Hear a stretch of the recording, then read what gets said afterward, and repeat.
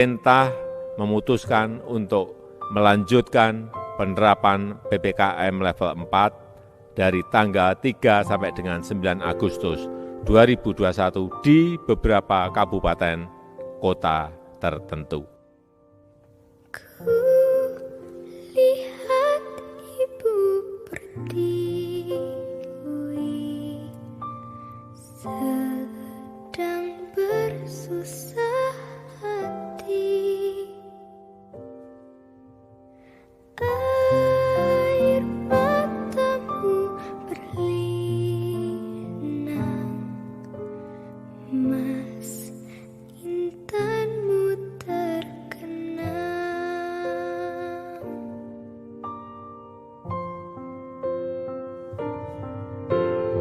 Hutan, gunung, sawah, lautan, simpanan kekayaan. Kini ibu sedang susah merintih dan berdoa.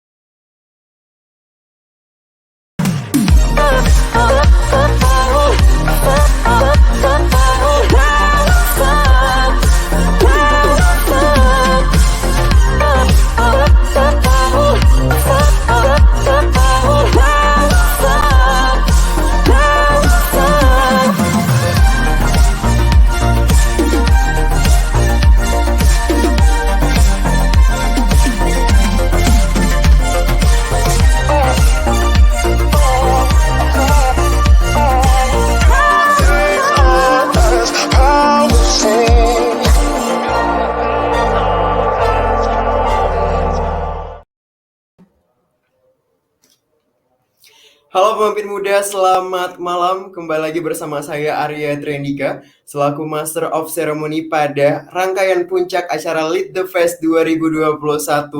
Wah, kita sudah sampai di malam hari, tapi tentunya semangatnya masih semangat pagi tentunya para pemimpin muda sekalian. Nah, kita kembali lagi di acara Lead the Fest. Lead the Fest tahun ini mengangkat tema Leading the New Era yang ingin menyebarkan semangat gotong royong di era yang penuh perubahan seperti sekarang ini, di era pandemi. Kita semua dipaksa untuk harus cepat untuk belajar mengamati dan beradaptasi. Dengan mengangkat tema ini, harapannya kita dapat melestarikan nilai gotong royong untuk menang bersama sebagai pemimpin muda untuk melawan pandemi seperti sekarang ini. Nah, rangkaian acara Lead the Fest 2021 tidak akan terselenggara dengan luar biasa tanpa dukungan dari PT Paragon Technology and Innovation dan juga rekan media resmi kita ada Metro TV, Media Indonesia, Medcom.id, Hipwi, Sonora FM, Kompas TV, Solo Plus, ayobandung.com, dan detik.com. Nah, juga tidak lupa dukungan dari para kolaborator organisasi yang turut menyukseskan pelaksanaan acara Lead the Fest 2021. Nah, teman-teman sekalian, para pemimpin muda masih kami ingatkan untuk program kolaborasi dengan wecare.id. Kami masih membuka donasi yang akan kami salurkan kepada tenaga kesehatan untuk dibelanjakan APD atau alat pelindung diri. Yang kita tahu sekarang tenaga kesehatan sedang berjuang di garda terdepan untuk kita semua. Dan teman-teman bisa lihat di link di bawah ini. Jadi bagi siapa yang ingin ikut bergotong royong untuk mengumpulkan donasi, langsung saja di link yang di bawah ini, wecare.id/menang bersama. Baik. Dan masih ada hadiah eksklusif yang akan kami berikan kepada teman-teman pemimpin muda yang menyaksikan acara pada hari ini. Teman-teman cukup screenshot acara keseruan dari Lead the Fest pada malam hari ini dan jadikan IG story. Jangan lupa tag @pemimpin.indonesia ya, @pemimpin.indonesia dan @leadthefest. Sekali lagi buat instastory yang semenarik mungkin, lalu tag @pemimpin.indonesia dan @leadthefest. Nanti akan ada hadiah eksklusif untuk pemenang-pemenang yang dipilih oleh panitia. Nah, teman-teman, kita tadi sudah menyimak webinar yang sebelumnya dengan tema Driving for Sustainable Company with the Food Tourist Leader, yang tentunya luar biasa. CEO dari Nutrifood, juga CEO dari Paragon Technology and Innovation. Dan sekarang kita masuk ke sesi webinar yang selanjutnya, yang tentunya tidak kalah luar biasa dari sesi pertama dan sesi kedua. Webinar kali ini akan membahas mengenai the fundamental shifting Indonesian youth mindset to lead positive changes. Wow, that's an outstanding topic yang akan dipandu oleh Bapak Aditya Rian yang merupakan Chief Innovation Officer Pemimpin.id. Kalau begitu langsung saja kita undang di tengah-tengah kita semua, Bapak Aditya Rian. Halo. Halo Pak, selamat malam. Malam. Oke, apa kabar Bapak Aditya Rian? Baik. Panggil Ara aja kali ya. Oke. Yes. Kara lagi sibuk apa nih di situasi PPKM sekarang ini? Lagi sibuk kerja aja, running company dengan situasi WFH, dengan situasi yang nggak bisa ketemu, walaupun kita digital agency, tapi ya it's a challenge for everyone lah gitu ya. Jadi hopefully kita semua bisa going through this. Oke. Kara, kayaknya para pemimpin muda udah nggak sabar nih dengar webinar kita yang ketiga, yang terakhir di hari ini, dengan topik yang luar biasa. Kalau gitu langsung aja kepada Kara, layar dan waktu disilahkan. Yes, thank you. Terima kasih Arya, moderator kita yang sudah membuka sesi webinar kali ini. Perkenalkan, nama saya Aditya Rian, atau mungkin lebih mudah disapa Ara. Saya merupakan Chief Innovation Officer dari Pemimpin ID, dan juga saya merupakan CEO dari Virus Media Investara. Oke, malam ini kita akan mengangkat topik yang cukup menarik, yaitu the fundamental shifting Indonesian youth mindset to lead positive changes. Diskusi malam ini akan membahas bagaimana mindset anak muda Indonesia hari ini. Apakah anak muda siap membawa perubahan positif bagi lingkungannya, dan bagaimana agar perubahan tersebut dapat berdampak luas dan bisa berkontribusi dan berkolaborasi satu sama lain. So, saya mau perkenalkan dulu narasumber pertama kita, yaitu Mas Ahyari Hananto, atau yang biasa dipanggil Mas Ari. Mas Ari bisa dipersilakan untuk naik ke atas panggung. Bismillahirrahmanirrahim. Mas Ara, apa kabar? Assalamualaikum warahmatullahi wabarakatuh, pemimpin muda Indonesia. Assalamualaikum. Salam dari Surabaya nih. Waduh, lagi di Surabaya. Terima kasih Mas Ari sudah menyempatkan hadir di Lead the Fest tahun ini. Thank you. Yeah. Thank you. So, sedikit tentang Mas Ari. Mas Ari mengawali karirnya sebagai seorang banker, betul ya Mas ya? Yes. Terus kemudian malang melintang di dunia korporat, NGO, dan media, dan kini sudah masuk tahun ke-13 ya. Tahun ke-13 mendirikan media khusus berita positif bernama Good News from Indonesia, atau yang sering kita dengar GNFI. Dan juga sekarang aktif menjadi berbagai konsultan di institusi pemerintahan dan lembaga pendidikan tinggi. Semoga sehat selalu Mas, apa kabar? Yes, Mas Ara juga kabar baik Mas. Tadi pagi baru vaksin kedua, jadi insya Allah kebal deh, tambah kebal gitu, bukan kebal tambah. Amin. Semoga nggak lemes ya. Jadi sudah makan, sudah cukup banyak boosternya. Jadi malam ini bisa berdiskusi dengan kita semua. Siap. Terima kasih Mas Ari. Selanjutnya pembicara yang kedua nggak kalah keren. Ini Mas Tio Guritno, atau yang lebih akrab dipanggil Mas Tio. Silakan naik ke atas panggung. Halo, selamat malam Mas Ara. Selamat malam teman-teman semuanya. Terima kasih sudah hadir di Lead the Fest tahun ini. Kalau saya ngelihat dan saya melihat di internet gitu ya, Mas Tio ini cukup multi talent gitu. Jadi kuliahnya sistem informasi, kemudian finance di Amerika gitu ya. Terus juga bisa desain, terus juga punya perusahaan game.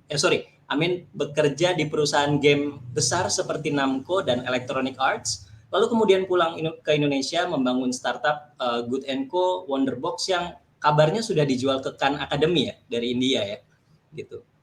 Dan ya, itu Mas Tio kini bukan di Indonesia, by the way. Oh, bukan di Indonesia, di US waktu itu ya? Iya. Oke. Nah, Mas Tio kini aktif sebagai CEO dan co-founder dari Inspigo, aplikasi layanan on-demand podcast pertama di Indonesia, dan juga advisor di beberapa startup di Indonesia. Gimana Mas Tio kabarnya? Semoga aman nih WFH, udah PPKM. Alhamdulillah baik, sehat. Sehat itu berkah ya, jadi ya bersyukur banget bisa sehat lah. Semoga semua teman-teman juga sehat ya. Kalau yang lagi kurang sehat, semoga akan segera sehat, segera sembuh. Amin. Amin. Ini jadi tantangan buat kita semua, bukan cuman yang sakit, tapi juga yang sehat untuk bekerja dengan normal gitu ya. Dan yang terakhir, kita panggil narasumber terakhir kita, yaitu Pangeran Siaan, tidak asing lagi yang akrab disapa Pange. Pange, apa kabar? Halo semuanya. Halo Ara, Ari. Halo. Halo Mas Pange, apa kabar Mas? Halo Pange.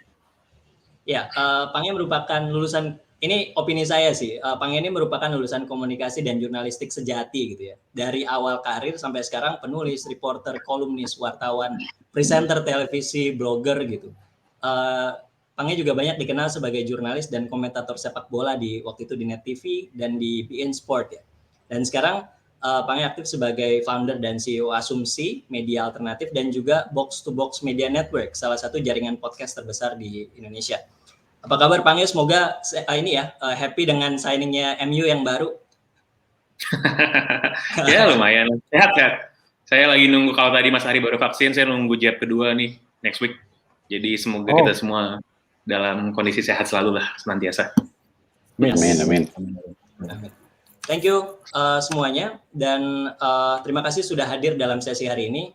Sesi hari ini kita akan membahas bagaimana sebenarnya mindset anak muda terhadap positive social change di Indonesia. Mungkin saya ambil intronya dulu ya. Bahwa sebenarnya di usia yang ke-76, Indonesia punya banyak sekali dan butuh sekali perubahan positif dan partisipasi anak muda. Anak muda yang progresif, kreatif gitu ya, yang berpikir di luar kebiasaan, menggunakan teknologi, menggunakan informasi. Namun ada kekhawatiran bahwa mindset anak muda nih kayaknya belum siap nih gitu untuk mendapatkan tampuk kepemimpinan dan tampuk perubahan dari generasi sebelumnya gitu. Saya mau bertanya mungkin ke Mas Ahyar, Mas Ari dulu ya. Sebenarnya anak muda hari ini itu seperti apa sih Mas? Saya juga mendengar katanya GNFI ada survei optimisme begitu ya. Tapi boleh cerita dulu, anak muda tuh hari ini mindsetnya seperti apa sih? Gini Mas, we have to understand satu hal, kita harus sepakat dulu bahwa Indonesia itu besar sekali, dan anak muda itu kalau dibilang anak muda Indonesia itu yang sebelah mana nih gitu. Jadi anak muda Indonesia memang segmented banget, kota, desa, Jawa, luar Jawa, dan segala macamnya. But overall menurut saya tahun 2018-19 berkesempatan, diberi amanah untuk keliling ke 79 kota sedang di Indonesia untuk ya sharing-sharing seperti ini. But mostly waktu itu tentang digital economy waktu itu. Dan saya bisa melihat bahwa one thing, anak muda Indonesia itu antusias. They want to know something new. They want to contribute something. They actually willing, mereka mau, rela untuk melakukan sesuatu tanpa pamrih. Itu satu hal yang bisa saya lihat. Kemarin 2020 Legatum Prosperity Index 2020 itu menyebutkan bahwa Indonesia adalah peringkat 5 dunia anak muda yang paling aktif dalam civil participation, paling aktif di dunia gitu kan. Terus menurut kalau nggak salah the World Giving Index ya, the World Giving Index itu diadakan setiap 1 tahun sekali. Anak muda Indonesia terutama ya, itu juga menjadi anak muda yang paling dermawan di dunia, paling dermawan loh ya. Kita bukan bangsa yang maju dan yang kaya, enggak, tapi kita paling dermawan. Nah, sampai sejauh mana akurasi dari survei-survei tersebut, but I think to some extent saya menemui mereka. Saya menemui orang-orang yang seperti itu gitu loh. At the same time kita memang juga menemui hal-hal yang menurut saya tadi Mas Ara bilang bahwa anak muda yang so sad to say belum begitu siap untuk menerima tampuk pimpinan di masa depan.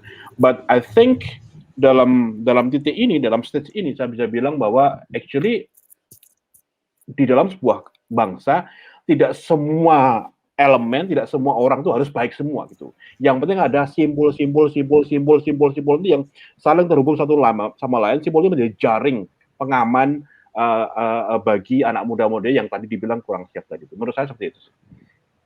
Baik, berarti memang di satu sisi kita bisa melihat ada sebagian orang yang memang belum siap dan memang masih perlu banyak dibantu begitu ya.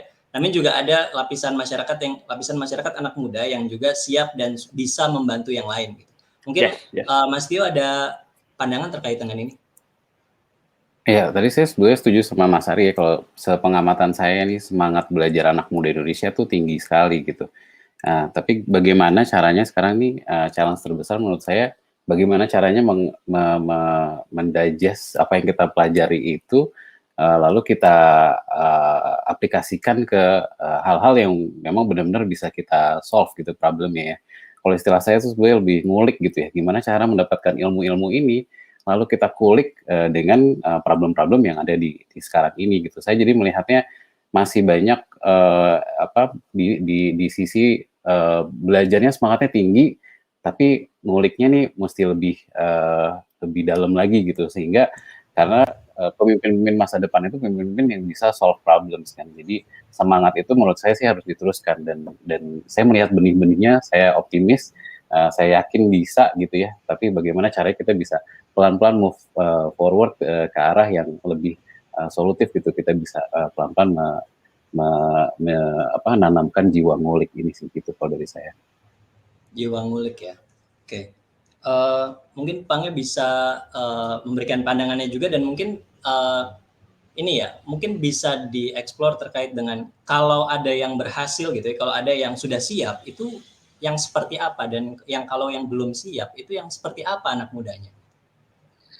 Iya, kita yang paling penting memang kita untuk mendefinisikan dulu yang dimaksud dengan anak muda ini siapa, bagaimana, dan yang ada di mana gitu. Karena saya kan terbiasa diundang, jadi saya selalu bilangnya sebagai token milenial ya, jadi sebuah acara terus saya diundang, saya sebagai milenial di sana, yang lain mungkin yang dalam generasi yang lebih senior gitu. Dan saya sekarang udah nggak ada dalam bagian itu harusnya ya, karena kalau kita ngomong anak muda, saya rasa kita harusnya ngomong dalam konteks generasi yang lebih junior lagi gitu. We're talking about people in the early 20s atau bahkan teenagers. Dan tiap-tiap generasi ini kan zeitgeist-nya, spirit-nya itu beda-beda. Kalau dulu kita merasa bahwa generasi saya ini, millennials ini, melek dengan internet, terbuka dengan inovasi, lalu bisa mengkonsumsi berbagai macam reference atau wawasan dari manapun, saya iseng gitu ngeliatin teman-teman Gen Z yang ada di bawah umurnya belasan atau 20-an awal, mereka jauh lebih open kepada berbagai macam hal baru, jauh lebih inovatif, dan juga lah jauh lebih jauh lebih terbuka sebenarnya terhadap perbedaan-perbedaan seperti itu. Karena kalau kita tahu ini kan sebuah bangsa yang maju gitu, yang terdiri dari berbagai macam unsur dan juga berbagai macam elemen. Dan daya haus, lapar, dan keinginan untuk berbuat sesuatu itu saya rasa semakin muda, semakin tumbuh generasi yang baru ini semakin tajam. Kalau tadi pertanyaannya adalah yang seperti apa sih yang kira-kira siap dan apa yang kira-kira belum, saya rasa salah satu hal yang paling penting untuk diusahakan biar rata. Kalau kita ngomongin equality adalah equality terhadap informasi sih, dan ini menurut saya bukanlah sebuah hal yang dinikmati oleh semua anak muda dengan sama. Of course kita semua punya cellphone, kita semua punya akses HP di tangan. Tapi dulu kan kita berpikir ya bahwa ketika internet ada, ini akan membuat semua orang dalam tanda kutip jadi pintar dan jadi cerdas gitu. Karena semua informasi bisa diakses dengan gratis. That's not exactly the case kan. Karena again, how to use that itu juga sebuah skill tersendiri gitu. Saya sempat ketemu sama seorang teman kebetulan dia dari lahir sampai SMA itu tinggal di Sumatera Utara, dan juga bukan di Medan juga gitu, dia tinggal di ibu kota kabupaten, terus dia bisa sampai melalang-lalang sekolah kemana-mana. Terus dia bilang sama saya, apa ya yang bikin saya berbeda dengan teman-teman saya, kenapa cuma saya doang yang keluar dari situ, yang lain enggak gitu. Karena kenapa? Dia bilang, karena waktu dia sekolah, dia tahu there's another world out there, sehingga dia mau mencapai ke sana. Saya rasa that's not the case bagi banyak anak muda yang kita nggak bisa membatasi di Jakarta aja atau di Jawa aja gitu. Bahkan kita ngomong dalam sebuah negara yang sangat-sangat besar gitu. Jadi saya rasa kalaupun ada yang memang lebih maju, lebih siap. Saya rasa mereka dibekali dengan berbagai macam format, skills, kemampuan belajar, daya juang. Saya rasa inilah yang sebenarnya perlu kita usahakan bareng-bareng. This equality of opportunity lah, gitu. Equality of opportunity. Oke. Sebenarnya berarti masalahnya tidak sesimpel mau atau tidak mau gitu ya, atau bisa atau tidak bisa, tapi ada banyak sekali permasalahan yang lebih luas daripada itu. Ada privilege, ada infrastruktur, ada kebijakan yang memang akan mempengaruhi kesiapan dari anak-anak muda ini gitu. Tapi kalau bisa di underline gitu ya, apa yang salah atau apa yang perlu diperbaiki, satu hal dari mindset anak muda di Indonesia secara perspektif gitu ya. Mungkin satu-satu bisa gantian gitu, Mas Ari dulu, silakan. Apa yang harus diperbaiki dari mindset anak muda Indonesia gitu? Saya rasa satu hal yang menurut saya masih lacking di antara anak muda Indonesia adalah kemampuan mereka berkompetisi dengan, karena kan kalau kita ngomong tentang masa depan ya, anak muda itu kan pemegang tongkat estafet masa depan gitu kan. Kita harus melihat bahwa orang Surabaya itu head to head-nya bukan orang Jakarta. Orang Jakarta bukan dengan Bandung, tapi harus melihat bahwa orang Surabaya itu head to head dengan orang Ho Chi Minh City, orang Jakarta dengan Tokyo, Bandung dengan Chiang Mai misalnya dan segala macamnya itu. Nah, di situ kita masih lagging. Kita masih lagging dibandingkan kalau saya lihat ya, kawan-kawan di Singapura, kawan-kawan di Malaysia, mungkin bahkan Vietnam dan segala macam in some ways begitu ya. Kalau kita lihat misalnya begini, orang saya pernah pergi ke Hanoi, pernah pergi ke Ho Chi Minh City dan beberapa lama di Vietnam begitu, dan saya melihat etos kerja mereka sangat tinggi sekali. Let's say satu anak muda di Hanoi terutama yang saya lihat beberapa orang itu mereka satu hari itu bisa 3 kali kerja satu tempat siang sampai pagi sampai siang, sorenya kerja lagi, malamnya kuliah. So 3 different places, 3 different activities dan mereka melakukan itu dengan happy gitu loh. Etos mereka itu ternyata dibangun karena kenapa Anda bisa membuat pekerjaan itu begitu mudahnya, begitu entengnya dan Anda happy melakukannya gitu. Ternyata mereka terinspirasi dari cerita masa lalu mereka. Cerita bahwa mereka itu menang sama Amerika, menang sama Prancis, menang sama China, dan sekarang rising up dia menjadi the next Asian Tiger begitu kan. Dan itu menurut saya belum bisa dimiliki oleh anak muda Indonesia.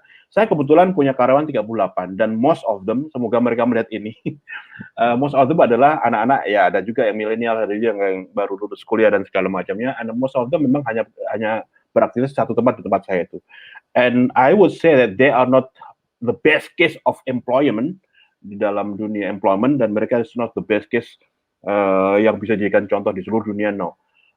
Dan itu menurut saya bisa menjadi satu cerminan bahwa ada yang hal besar yang harus ditingkatkan di antara muda Indonesia. Yang pertama dari saing, yang kedua etos kerja. Menurut saya loh ya. Thank you, Mas Ari. Berarti ini ya, etos kerja ya dan semangat berkompetisi. Mas Tio, ada tambahan atau mau menanggapi juga boleh? Iya, tambahan juga sih. Kalau menurut saya sih confidence ya. Saya selama bekerja di Indonesia ini ketemu teman-teman di Inspigo atau teman-teman di luar, anak-anak muda gitu ya, yang saya sering lihat itu sebetulnya ada tradisi seperti agak sungkan gitu ya dengan apapun yang mereka jalani, kadang-kadang dengan pekerjaan mereka dengan manajernya gitu, sungkan. Even kayak mereka talented tapi mereka juga nggak confident gitu kan. Padahal gitu kalau kita melihat dari dunia luar gitu, kita zoom out melihat Indonesia, talent itu banyak sekali yang bagus gitu, tapi sayangnya nih sungkan ini membatasi, bisa menjadi hal yang memblok kapabilitas mereka untuk bisa terbang jauh lagi gitu. Padahal secara talent nggak kalah kok tadi misalnya sama Vietnam, kata Mas Ari, sama Singapura gitu ya. Tapi ya saya kadang-kadang nggak tahu juga kan ya gimana nih gitu, budaya Indonesia sopan itu bukan hati sungkan gitu kan. Itu yang menurut saya salah satu PR terbesar ya. Banyak pasti PR yang lain, tapi gimana caranya kita bisa confidence, karena saya mungkin ini aja sedikit cerita dulu kebetulan waktu presidential election di Amerika. Saya kebetulan lagi di sana gitu kan, memang tinggal di sana, dan saya melihat Obama gitu ya. Obama menurut saya kreatif banget gitu. Waktu mereka presidential election gitu ya, ada Shepard Fairey gitu, pop culture masuk dan segala macam. Saya pikir itu kayak udah keren gitu kan. Tapi saya melihat presidential election di Indonesia, menurut saya itu jauh lebih keren gitu, dan talent anak mudanya itu keluar gitu ya, dan saya bangga gitu melihat dari kejauhan bahwa wah, kalau lo bener-bener rally on something gitu, lo bisa keluar, lo nggak pakai sungkan gitu, itu kayak keluar semua talentnya gitu. Kenapa sih kalau kerja nggak keluar gitu kan kadang-kadang gitu. Itu pas saya menemukan di on the ground, saya merasakan itu, dan saya merasa itu salah satu PR terberat gitu buat anak muda, untuk nggak sungkan gitu, untuk tetap berani, untuk confident gitu, karena memang nggak kalah gitu. Apalagi sekarang ada namanya platform internet yang mendemokratisasi semua gitu ya, kita punya kesempatan yang sama gitu. Ya itu pandangan saya sih, di confident itu salah satu PR terbesar kita. Confidence dan tidak sungkan, apalagi dalam konteks bekerja gitu ya. Ange, silakan. Ya, masih senada sebenarnya, dan tadi Mas Ari sama Mas Tio bilang ya, ada dua hal menurut saya. Satu, kita itu bertendensi untuk inward looking instead of outward looking dalam konteks persaingan sama kompetisi gitu. Kita kayak tadi Mas Ari bilang, kita berpikir bahwa saingan kita itu yang di kanan kiri kita, padahal enggak. Ya, kita hidup di dalam era yang begitu global seperti sekarang, basically ya borderless kan. Kita sebenarnya nggak terbatas kepada ruang-ruang geografis teritorial kita aja. Nah, tapi ini sebenarnya yang apa ya? Kita itu mungkin kayak ya, saya sih bisa panjang soal histori sama sosial politiknya. Ini kira-kira berpengaruh besar sebenarnya kepada bagaimana sih generasi kita ini melihat dunia luar gitu, dan juga kita negara kepulauan. Mungkin saya nggak tahu, mungkin teman-teman pernah baca data. Mungkin Indonesia adalah negara dengan salah satu kepemilikan paspor paling rendah mungkin nih, kalau ngomongin per kapitanya. Jadi kita nggak pernah tahu gitu di luar sana ada apa.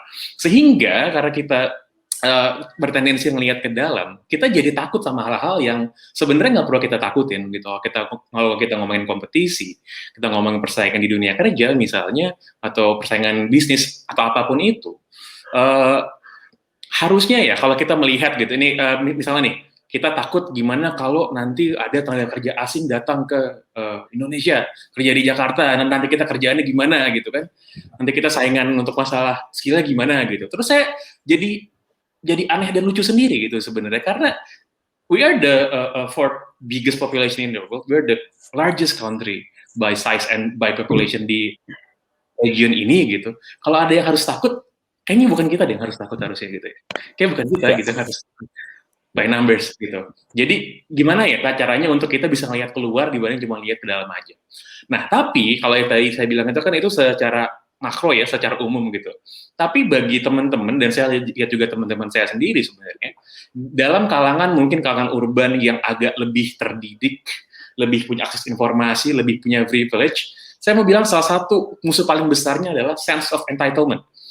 Bahwa ia merasa entitled gitu, merasa bahwa great work, great jobs, great income, dan lain sebagainya, ya itu udah jadi hak gue gitu, udah jadi hak kita, tanpa mau doing the extra legwork. Ini sering banget sebenarnya kejadian dalam kalangan yang dalam tanda kutip mungkin lebih memiliki akses informasi yang lebih mudah atau lebih banyak gitu, sehingga nggak mau melakukan sesuatu yang di luar dari comfort zone-nya. Saya sih mau bilang bahwa nobody owes you anything ya. Jadi nggak ada yang sebenarnya harus ngasih taruh di atas piring lo, tuh nggak ada gitu. Tetap lo usahain sendiri. Gitu. Sebenarnya sedikit tambahan Mas Ara kalau boleh. Silakan. Tadi disampaikan Mas Pangi tadi benar banget bagaimana kita ini agak inward looking begitu ya. Saya ingat ketika saya tinggal di Kamboja selama 1 tahun. Kita ingat Kamboja itu tahun 79 itu baru selesai perang saudara gitu, dan kita menjadi salah satu kontingen penjaga perdamaian internasional yang paling reputable di sana bersama Perancis gitu. Kita adalah negara pertama yang membuka akses akses perdagangan, akses diplomasi Kamboja, kemudian dulu tuh ada kapal langsung dari Sihanoukville di Kamboja Selatan sampai ke Tanjung Priok. Ada kita yang negara pertama yang masuk, kita negara pertama yang buka. Dulu ada Pertamina itu di Phnom Penh tuh. But now semua barang-barang, semua brand-brand yang ada di supermarket di Kamboja itu saya bisa bilang nggak ada 1%. Itu brand Indonesia. Semua dari Malaysia, Thailand, Vietnam begitu ya. Bahkan mungkin ada juga dari China gitu ya, yang dekat gitu. Kemana kita gitu? Apa kita tidak berani head to head head to head dengan brand-brand dari sebelah itu? Karena kalau tadi kita ngomong inward looking itu turunannya banyak sekali. Bukan hanya orangnya yang nggak mau head to head dengan yang lain, dengan negara lain, tapi juga brandnya juga kita kalah bersaing. Kita melihat sekarang misalnya, let's say startup raksasa di Indonesia, itu ya raksasa di Indonesia gitu. Bagaimana jika dia keluar itu ternyata juga masih belum bisa menggeser raja startup yang lain di kawasan. Ini menurut saya tadi bisa bilang bahwa inward looking and then confidence, Mas Tio bilang, kemudian saya sebenarnya bahwa how you put yourself into a position di mana kita harus compete dengan orang-orang dari negara lain, itu mungkin lackingnya di sana, dan ternyata kalau kita bedah turunannya banyak sekali dan jauh. Betul, setuju. Ini yang rasanya jarang dibahas, dan mungkin malam ini kita bisa sadari bahwa sebenarnya orang-orang Indonesia nih mungkin ini jadi curse of natural resources juga ya kan. Selama ini kita selalu bicara Indonesia natural resources-nya terlalu banyak gitu, tapi juga domestic demand-nya banyak sehingga brand-brand mungkin malas keluar gitu ya, lebih fokus pada market di domestik gitu. Anyway, kita masuk ke topik kedua kan. Awalnya kita ngomong soal mindset gitu ya. Terus kedua kita sekarang bicara soal social change. Tadi kan mindset untuk membuat social change. Mungkin kita bisa start dulu dari definisi dan urgensi dari social change ini. Bisa mungkin dari Pange dulu sekarang, silakan. Social change, perubahan sosial. Kadang-kadang kita kalau ngomongin ini terpaku pada hal-hal yang masif gitu ya, pada hal-hal yang sangat-sangat besar. Kayak pertanyaan klise yang selalu ditanyakan, apa sih yang bisa saya kasih buat masyarakat? Saya bukan siapa-siapa gitu ya. Kan selalu seperti itu. Padahal hal-hal paling sederhana saja akan sangat-sangat berpengaruh karena memang belum ada yang set hal seperti itu. Contoh ya, saya ngomongin soal konteks di bidang saya gitu, di bidang media. Saya nggak tahu teman-teman aware apa enggak, tapi bekerja di sektor media di Indonesia itu kan berbeda ya dengan bekerja di sektor media di misal Amerika atau Eropa, baik dari jam kerjanya, baik dari demand-nya, belum kita ngomongin soal welfare-nya, dan juga lain sebagainya. Salah satu hal yang jadi misi dari saya secara pribadi dan juga kami di Asumsi adalah, bisa nggak sih bahwa kerja di media itu jadi something yang satu menyenangkan, kedua ya mensejahterakan orangnya lah, seperti itu ya. Gitu. Ini sebenarnya hal yang sangat basic banget sebenarnya gitu. Hal yang harusnya nggak kejadian.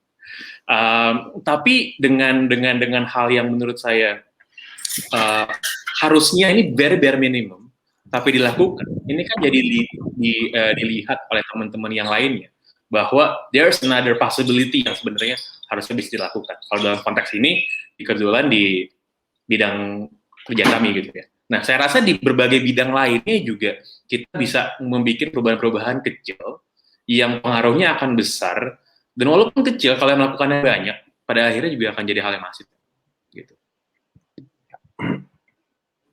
Oke, konsepnya berarti pertama membuat perubahan dan mungkin saja tidak besar ya, tapi bisa jadi kecil dan bisa jadi pada industri atau tempat di mana masing-masing anak muda ini berasal gitu. Bisa jadi hal-hal kecil bisa menjadi sesuatu yang lebih besar.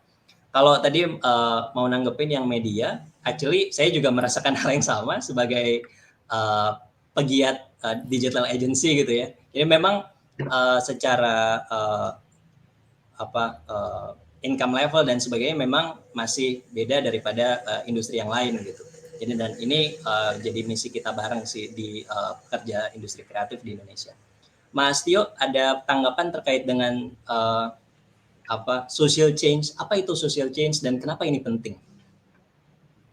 Ya, saya sebenarnya juga senada dengan Pange. Kayak social change kadang-kadang kita melihatnya sangat masif, sangat besar. Ini memang sesuatu yang harus grande gitu ya.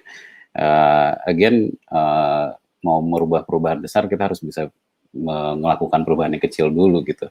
Makanya tadi sebetulnya saya juga mention tentang the spirit of ngulik gitu ya, gimana caranya kita bisa solving problem-problem kecil di keseharian kita gitu, kalau kita nantinya juga punya mimpi membuat social change yang besar gitu. Jadi menurut saya dari yang kecil-kecil itu, dari keseharian gitu ya, dari kalau saya mungkin bisa suggest dari something yang apa teman-teman itu punya interest gitu ya.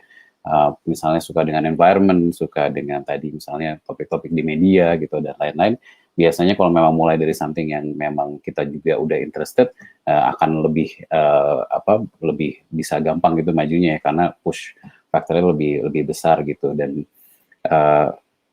balik lagi sih tadi ke habit untuk selalu mencoba memecahkan masalah, ngulik gitu ya.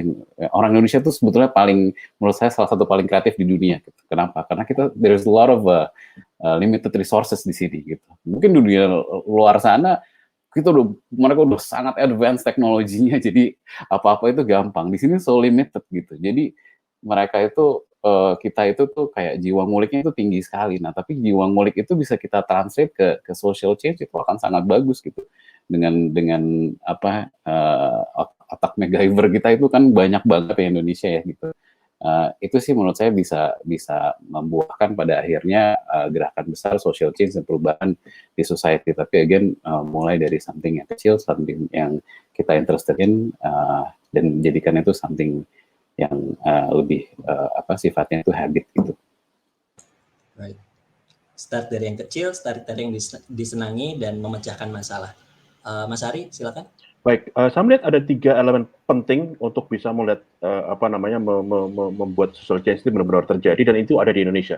Yang pertama adalah masalah. Kita punya banyak masalah. Indonesia itu jujur the supermarket of problems. Semua masalah ada di sini. Lingkungan hidup, korupsi dan segala macam, kemacetan ada semua di sini. Di sisi lain ada anak muda, penduduk yang besar.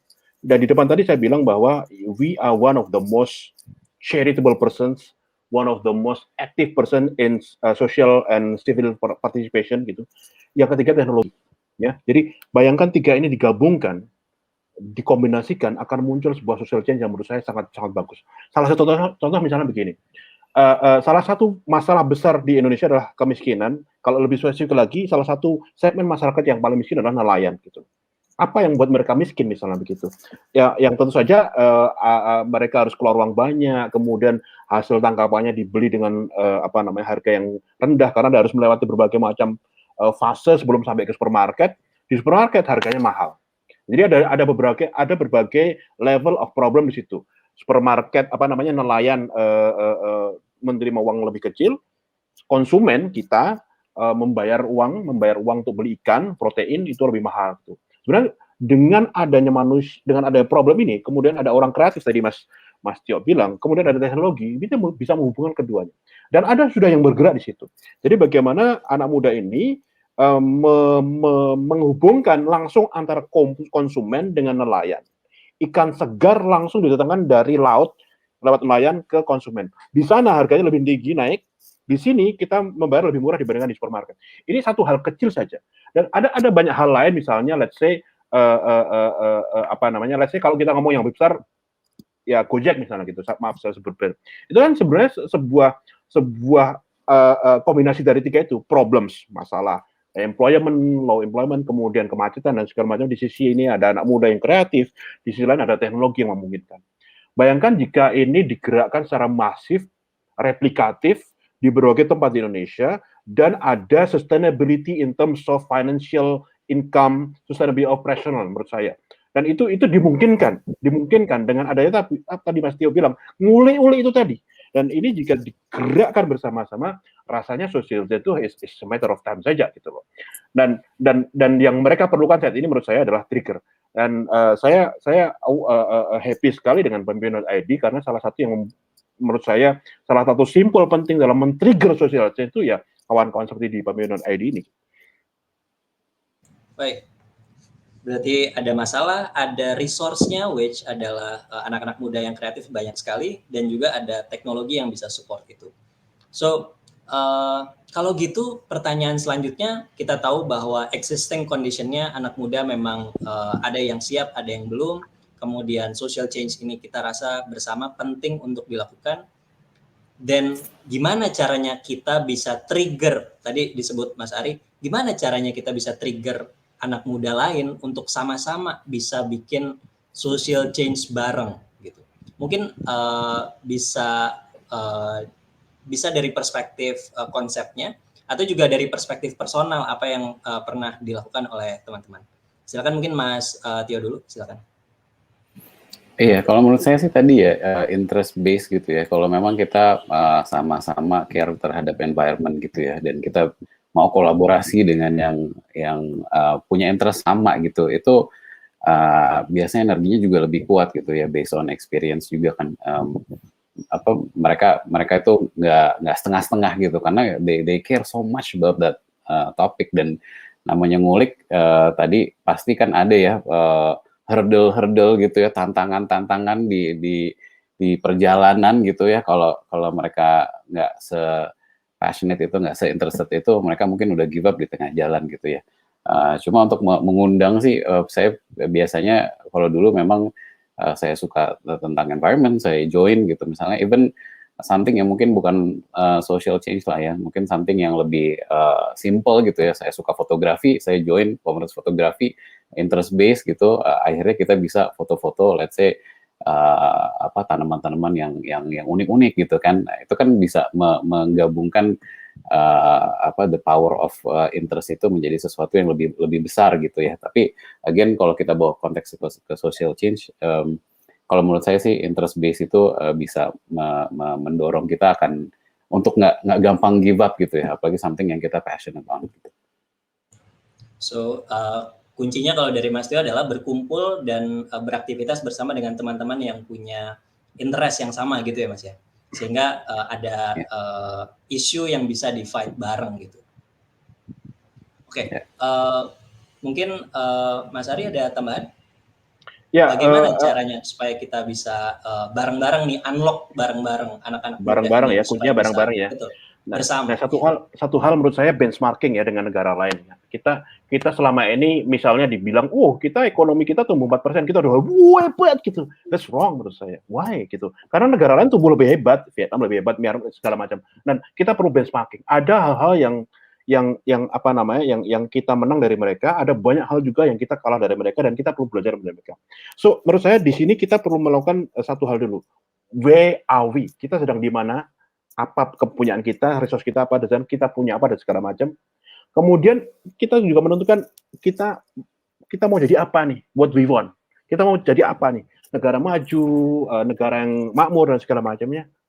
Nah, ketiganya baru nih ketemu gitu, what to do. Kita harus ngapain. Nah, di sini nih triggernya ada. Nah, kalau udah ketemu ini, kita perlu tadi Mas Ara bilang bareng-bareng ini. Nah, ada banyak hal, misalnya tadi Mas Tio bilang ini soal pada ketertarikan pada satu interest yang sama. Gitu. Misalnya Korea Selatan itu bagaimana industri filmnya begitu maju banget gitu. Sebenarnya itu hanya ketertarikan Presiden Korea Selatan atas boomingnya Jurassic Park. Nanti silakan di Google. Jurassic Park itu bagaimana mengubah ranah dan landscape perfilman Korea menjadi seperti sekarang. Awalnya dari film Jurassic Park itu pertama itu. Itu satu hal, interest. Kita juga lihat tentang inspirational persona. Kalau kita lihat salah satunya Panama. Gitu. Panama itu dulu 80-an negara yang kacau balau. Gitu. Kacau balau, ada friksi dengan Amerika Serikat. Ada satu orang yang menginspirasi seluruh bangsa, dan Panama sekarang udah mulai. Kita di bawah Panama dalam beberapa hal. Gitu. Namanya Roberto Duran. Dia adalah petinju Panama yang mendunia, meskipun juga ada plus minus, tapi dia ternyata ditempatkan sebagai satu inspirasi bangsa. I think we have to find a way to create those kind of persona di Indonesia. Nggak harus satu dua, mungkin satu daerah beda-beda gitu. Dan ini yang menurut saya masih belum ketemu gitu loh. Keteladanan ya, sesuatu yang bisa menginspirasi orang lain, bisa memulai orang lain dan segala macam. Ini menurut saya satu benchmarking, yang kedua inspiration. Baik, thank you Mas Ari. Pange silakan. Apa yang harus kita lakukan? What to do? Sebenarnya what to do tadi udah dijelaskan dengan sangat baik ya oleh Mas Dio sama Mas Ari. Saya mau kasih satu perspektif dari sudut pandang yang berlawanan gitu. Bahwa kalau kita ngomongin the incoming generations ini, kadang-kadang mereka akan berbicara dan berkomunikasi mungkin dengan gaya yang tidak familiar dengan kita gitu, yang asing. Jadi, padahal mereka memiliki, ya tadi saya bilang, memiliki zeitgeist sendiri, memiliki spiritnya sendiri, gitu. Kalau kita ngomongin social change, itu kan basicnya itu adalah awareness dulu dengan situationnya kayak gimana, baru tuh pengen bisa bikin perubahan.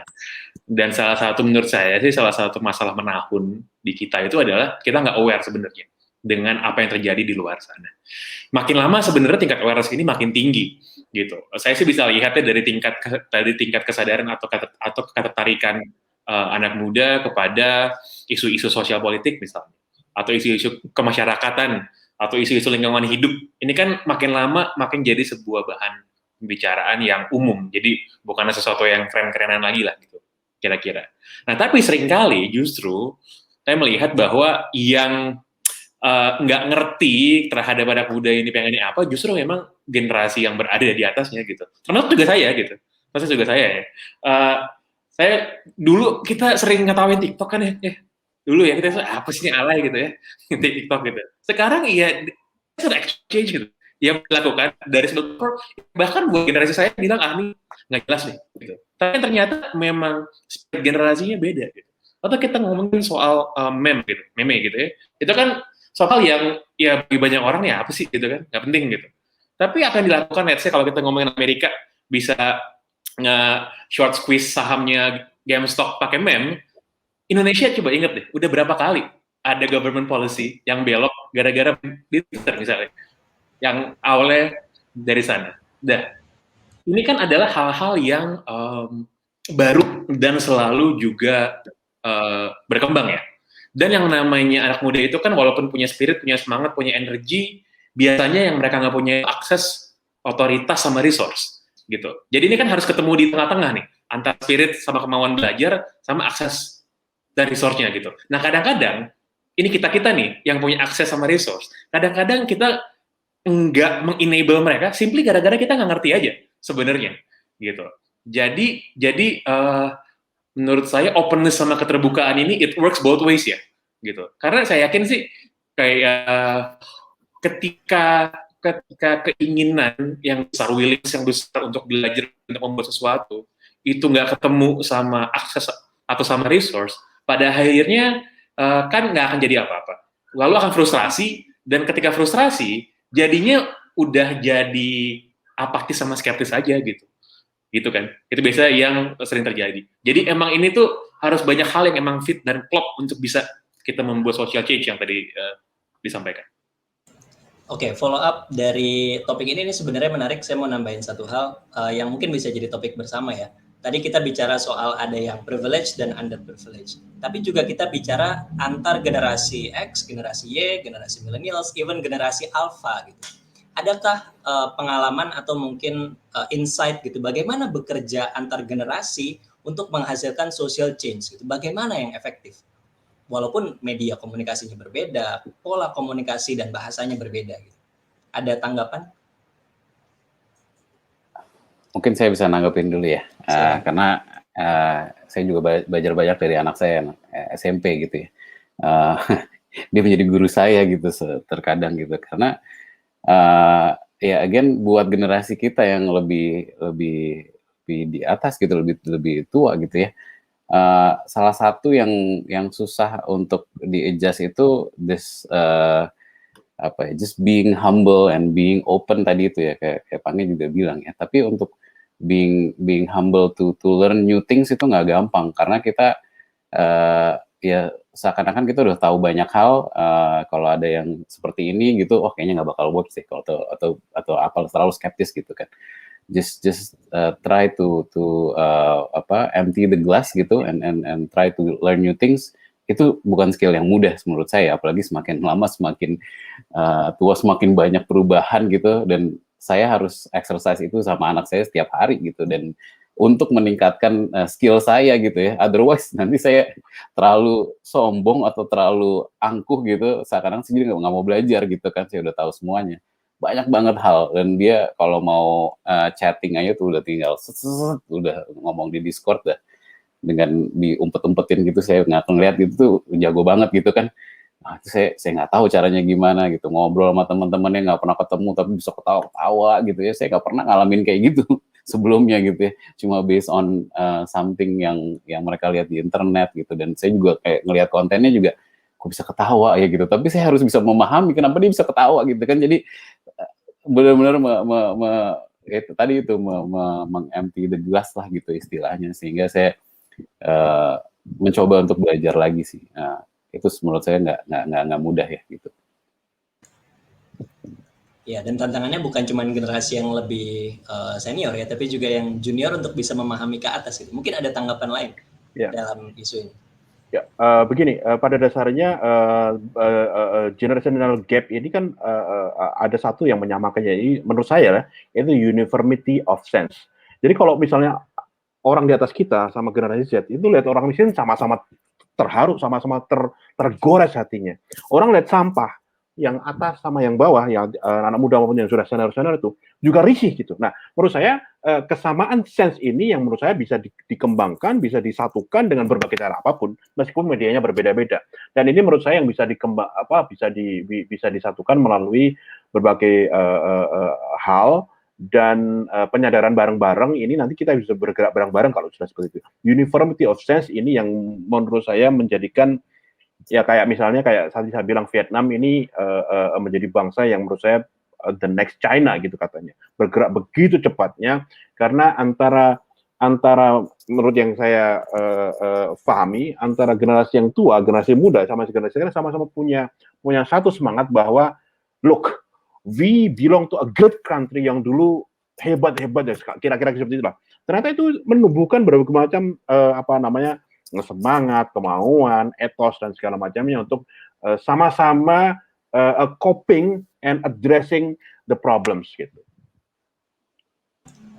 Pange, untuk menutup poin ini, silakan ada tanggapan dari dua tadi. Kalau kita ngomongin case by case ya, kira-kira pernah ada perbedaan dan gimana untuk menjembataninya. Kalau kita ngomongin satu isu yang sebenarnya generational gap itu benar-benar nyata ya, pemahaman. Isu mental health misalnya. Saya merasa semakin senior, soal mental health ini semakin nggak make sense sebenarnya kan. Gitu.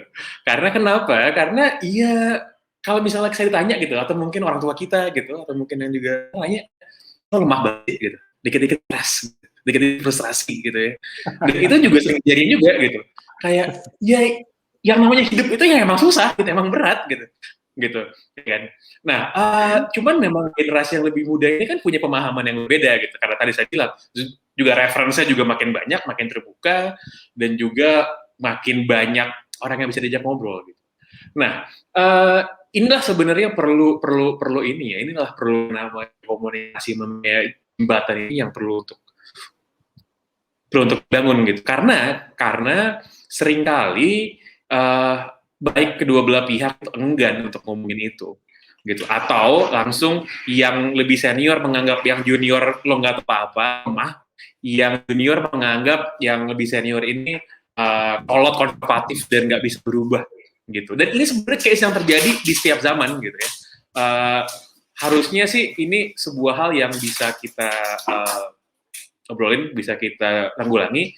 Dan yang tadi saya bilang soal mental health itu kan mungkin hanya satu anekdot aja ya, cuman banyak lah hal-hal yang berkaitan sama dunia kerja misalnya.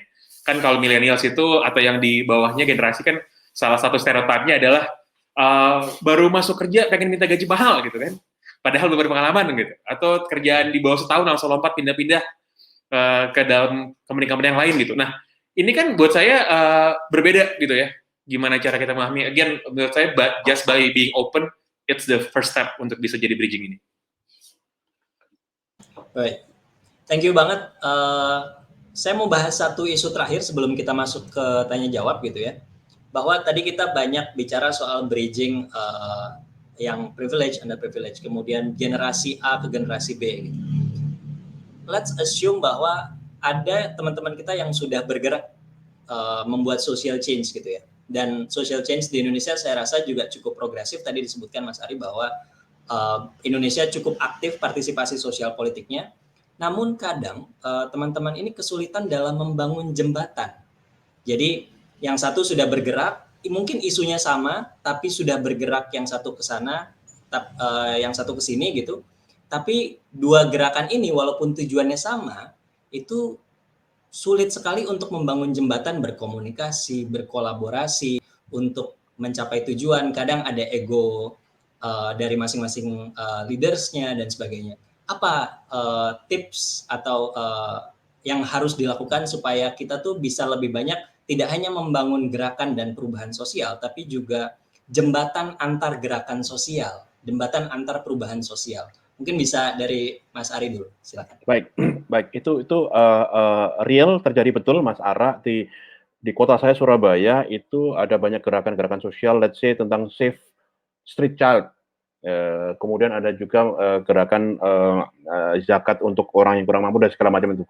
Dan itu memang bergerak sporadis. Mereka jarang ketemu, mereka jarang berkomunikasi, kenal satu sama lain, tapi itu tidak ada bridge menurut kalimatnya Mas Ara gitu. Nah, apa yang kita lakukan? Ada beberapa hal yang kami pahami itu, dan banyak dari gerakan-gerakan itu yang sama-sama paham bahwa mereka kurang bertemu satu sama lain. Pada tahun 2018 kita mengumpulkan mereka, ada 115-an gerakan-gerakan seperti itu yang kita kumpulkan, semuanya anak muda di Surabaya. Dan apa yang kita lakukan waktu itu, kita mencari celah-celah di mana gerakannya bisa berkolaborasi. Ada celah, ini kurang, ini lebih, gerakin dan segala macamnya. Tidak, itu nggak cukup ternyata. Nggak cukup. Tahun berikutnya kita cari lagi, agar lebih erat lagi, ternyata kita nyari sesuatu yang very human, yaitu apa? Financial income. Ketika sesuatu itu ada income-nya, ada reward-nya, ada sesuatu yang bisa dikejar, ada sesuatu to look forward to gitu kan. Mereka ternyata lebih semangat untuk berkolaborasi. Mereka ternyata lebih semangat untuk bergerak. Mereka ternyata lebih semangat untuk bikin program bareng lagi gitu. Dan itu ternyata terjadi 2020 sampai sekarang. Kita punya satu community, ya kita ngambil ya komunitas yang isinya adalah ratusan komunitas serupa di Surabaya, yang dulunya tadi Mas Ara bilang bergerak sendiri-sendiri, egonya segala macam itu sendiri-sendiri segala macam, and that happens everywhere. Nggak hanya di Indonesia, mungkin di planet Mars ada kayak gitu, sama juga gitu. Tapi intinya adalah ketika ada sama-sama, kita human ya, ketika sama-sama kebutuhan finansial, ada rewardnya, ada something to look forward to, ternyata itu yang buat men-trigger mereka untuk ternyata bekerja sama itu is more fun than not. Insight yang menarik, Mas Ari, bahwa insentif finansial ternyata bisa exactly bisa menyatukan ya. Gitu. Ya. Silakan Mas Tio, ada insight terkait dengan bagaimana mungkin saya menanggapi Mas Ari tadi ya, juga menarik soalnya. Iya, menanggapi Mas Ari menarik karena ya biasanya memang kan kita kalau punya purpose yang sama gitu ya, kita menuju ke tujuan yang sama itu oke, tapi kadang-kadang di tengah jalan tuh mandek gitu ya. Tapi benar itu mungkin ada some sort of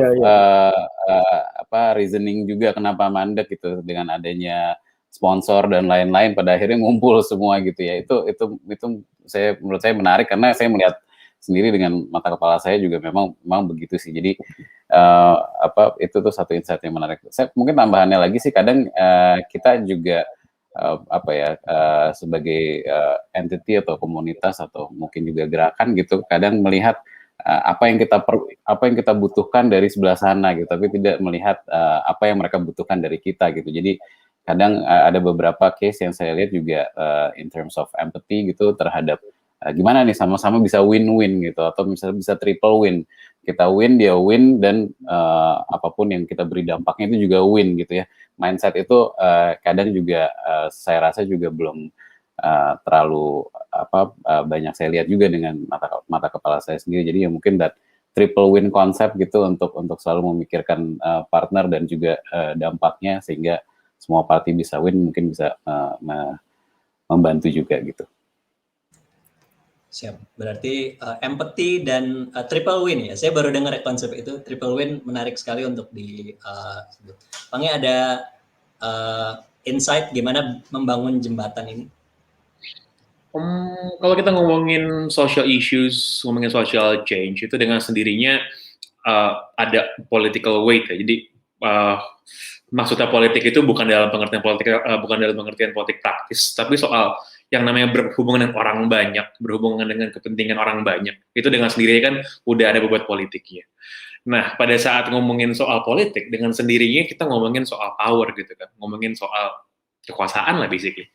Yang namanya sebuah organisasi, sekecil apapun masanya, tetap dia punya power over that audience, over that community. Yang mana kalau misal ternyata komunitas tersebut punya power juga kepada komunitas lain, dengan sendirinya dia makin besar gitu influence-nya. Saya kebetulan selalu melihat segala sesuatu dari tingkat kacamata politik. Nah, yang jarang diomongin sebenarnya kalau kita ngomongin soal sesuatu yang berhubungan dengan political things ini, kita mau ngomongin gerakan sosial apapun dengan sendiri politik, ngomongin sampah, ngomongin soal pembagian makanan, ngomongin soal kemiskinan, ngomongin soal isu-isu berhubungan dengan petani sama nelayan, itu semua political semuanya. Nah, yang paling jarang diomongin ketika ada yang pengen bergerak dengan hal ini, itu tadi udah di mention sama Mas Ari, bahwa good cause aja tuh nggak cukup sebenarnya, gitu. Bahwa kan emang harus realistis ya, gitu. Ini jalannya gimana, modalnya gimana, nanti dapat apa. Nobody wanna does anything for free, gitu kan. Nah, makanya ini tuh sesuatu yang harus dibicarakan dari depan. Nah, ketika merasa bahwa ada intersection, peririsan, kepentingan gua sama kepentingan dia, sama kepentingan mereka sama, gimana caranya ketika kita jalan bareng, yang untung selain kita yang untung, orang lain juga ada yang akan untung gitu. Nah, ini adalah sesuatu yang biasanya memang malas untuk diomongin dan sukar juga untuk diomongin gitu.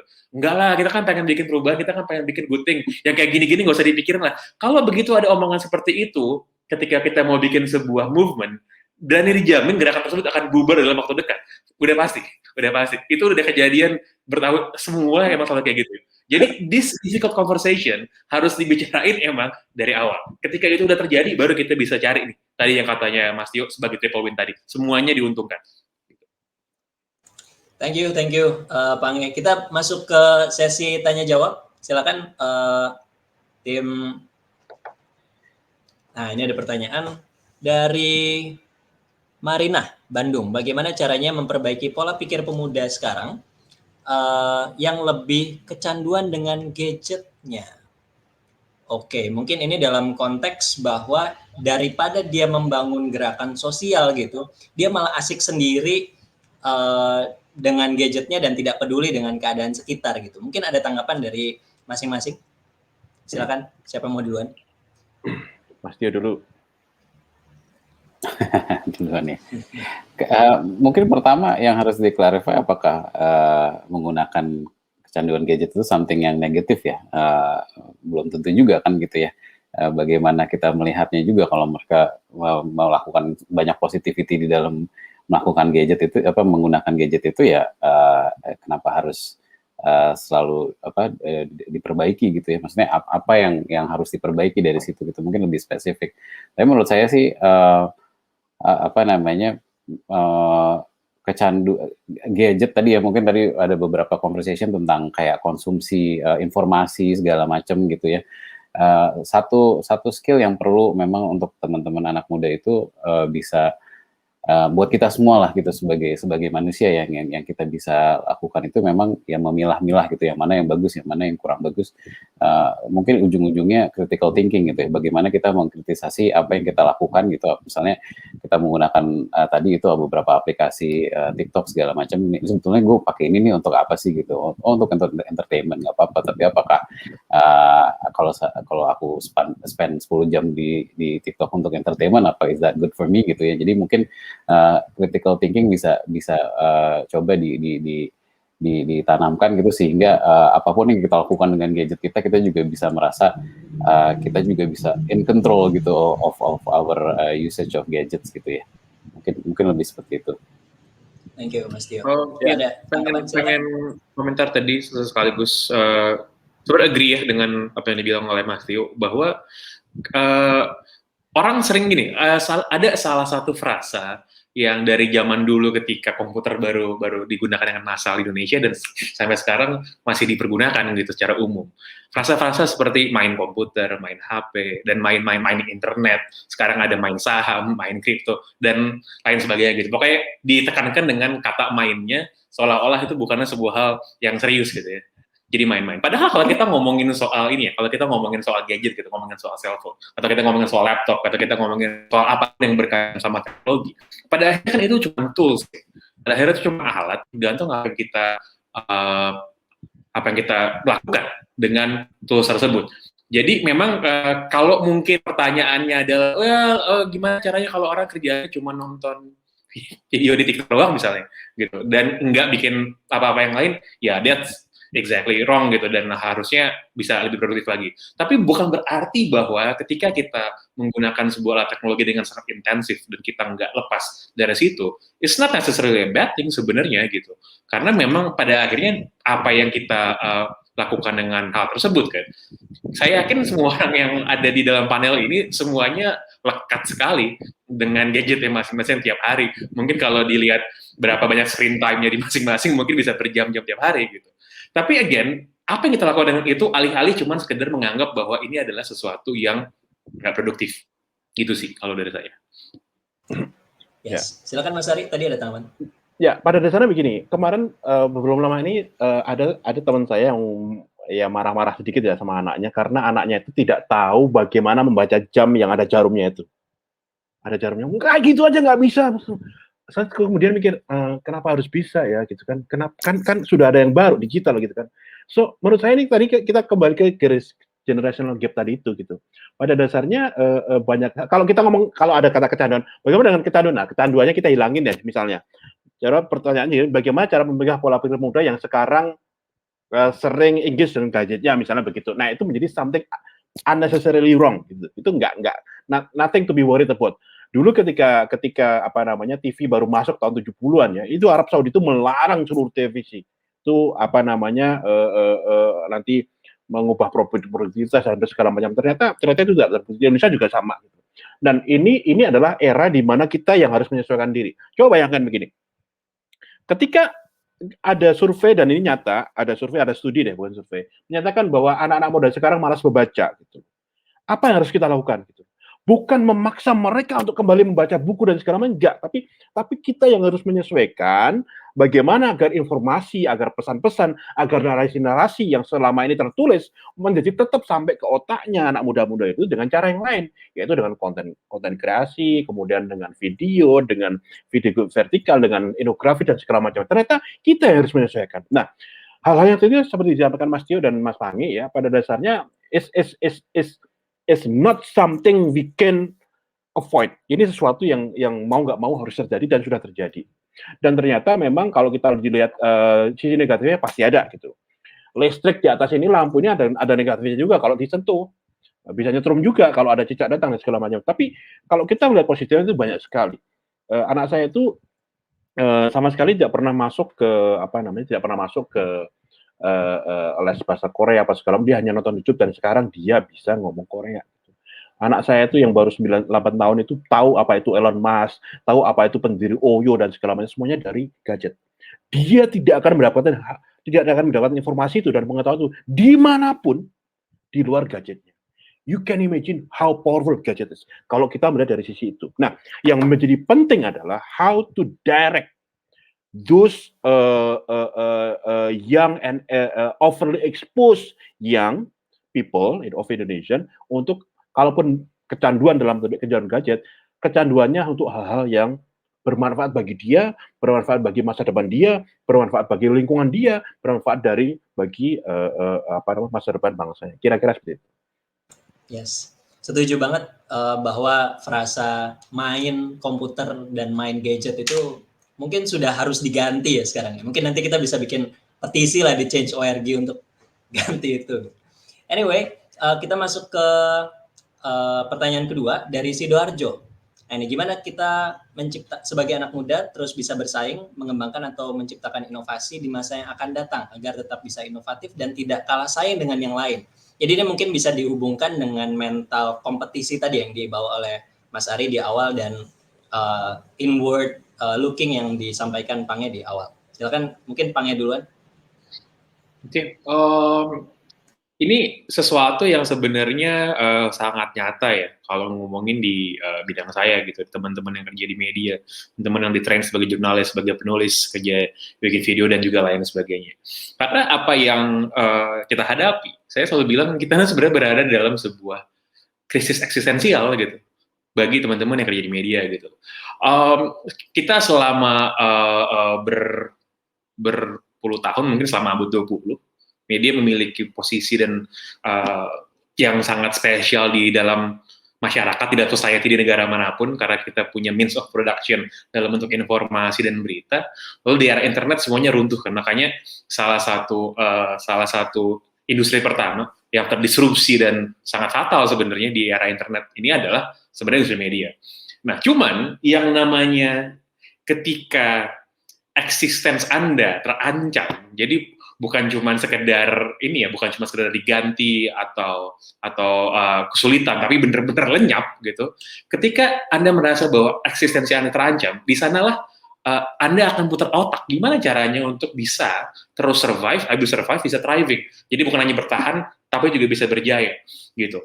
Nah, yang namanya posisi tersudut, yang namanya posisi terpojokkan, ini kan biasanya membuat orang akan berputar otak, dan ketika itu mikir dengan sangat tajam, disitulah lahir inovasi, karena ada kebutuhan, baik kebutuhan secara fungsional, atau bahkan yang lebih fundamental lagi, kebutuhan secara eksistensial gitu.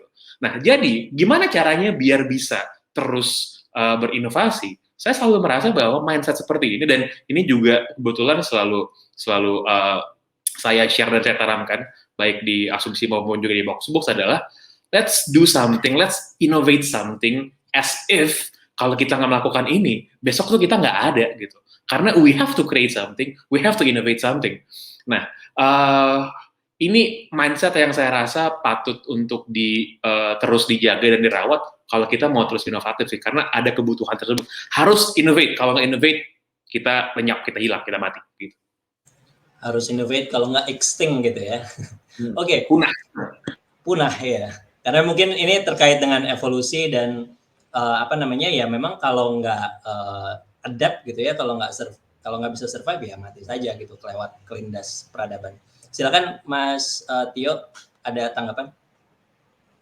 Iya, tadi sih udah bagus ya kan, kalau memang tersudut itu pasti apapun manusia tuh punya survival mode yang tinggi gitu ya. Tapi mungkin menambahkan aja gitu, tadi balik ke poin yang sebelumnya juga ya, membuat itu sebagai satu kebiasaan itu sebetulnya nggak gampang, karena kan apalagi sekarang zaman pandemi gitu ya, ada masalah kita coba solve gitu, ada masalah kita coba solve.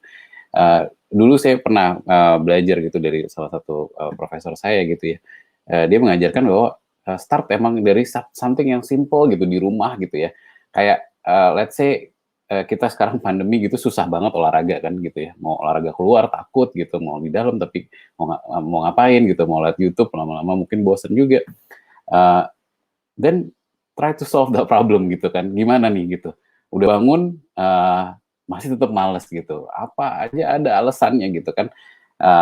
Waktu itu pernah nih nyoba, karena waktu itu juga udah di-push gitu, salah satu tugasnya itu untuk nge-solve hal-hal yang kecil gitu seperti olahraga.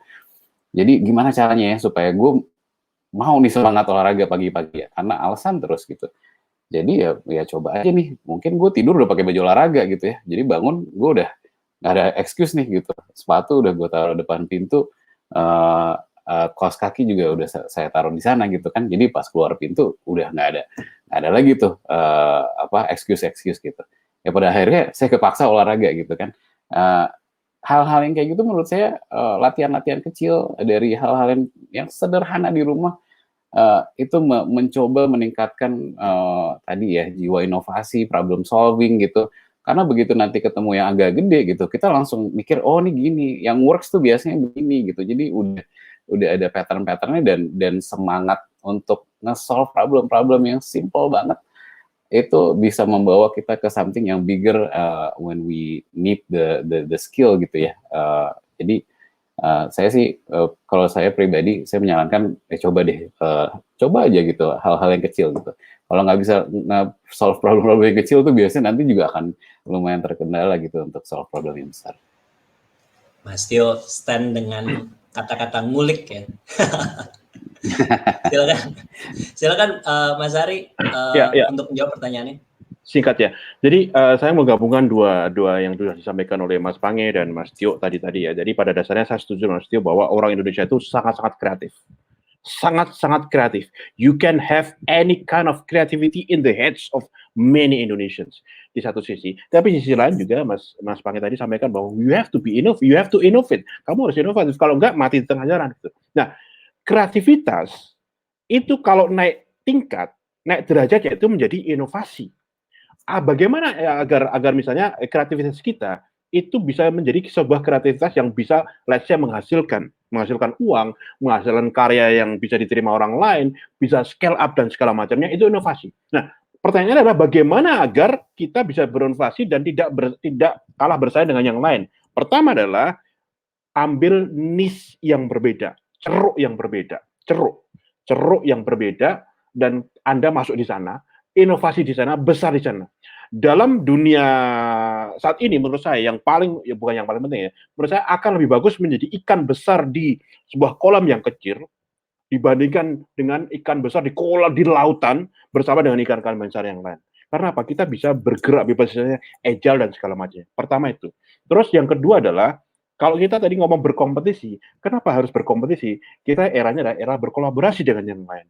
Kekuatan kita makin bertambah, kemudian confidence kita makin bertambah, kalau ada apa-apa kita tanggung bersama-sama, dan segala macam. Jadi, let's say competition is good, but I think you have to understand bahwa collaboration is one thing you have to consider. Itu akan lebih menguatkan kita dalam banyak hal. Yang terakhir adalah bahwa tadi di awal-awal saya bilang, Indonesia ini kalau jualan, misalnya mau jualan sesuatu, misalnya mau bikin sesuatu, bikinlah sesuatu yang bisa solving the problem. Di sini ada masalah, di sana ada solusi. Nah, kita jualan solusi. Bagaimana ini dengan menggunakan teknologi tadi itu? Dengan masalah dijawab dengan solusi, dengan menggunakan teknologi dan bisa menghasilkan dan bisa sustainable secara finansial, sustainable secara operasional dan bisa scale up, bisa bertambah karyawannya misalnya, bisa mendirikan cabang di tempat lain, bisa mereplikasi di tempat lain, bisa menginspirasi orang untuk menemukan hal yang sama. Rasanya itu menurut saya yang menjadi inovasi. Pertama tadi apa? Niche ya, ceruk, masuk ceruk di situ. Yang kedua kolaborasi, terus yang ketiga tawarkan solusi.